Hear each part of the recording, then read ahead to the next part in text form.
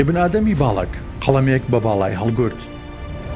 عەلامە ئیبن ئادەم ناوی محەممەد کوڕی ئادەم، کوڕی عەبدوڵڵا، کوڕی محەممەد، کوڕی یوسف، کوڕی عوسمان، کوڕی ئەلیاس، کوڕی حوسێنە. بە ئیبن ئادەم ناسراو بووە.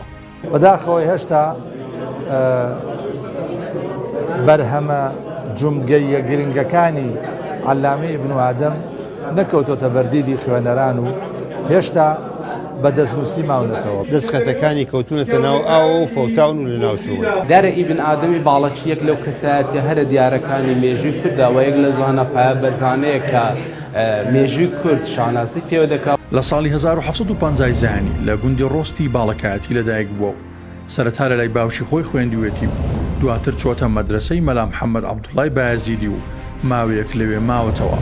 ابن ئادەم زۆربەی هەر زۆری خۆی لە ژیانی خۆی لە مەنتیقەی باڵەکایەتی بووە بە حکمی ئەوەی شوێنی لەدایکبوون و نیشتیمانی بووە. هەتاکو ئێستاکانی وێنێ من ئاگادار بم دەستنووس و نووسراوەکانی ئیبن ئادەمی باڵەکی تقریبان 14 نامی ماستەر و دکتۆرای لەسەر هاتووە.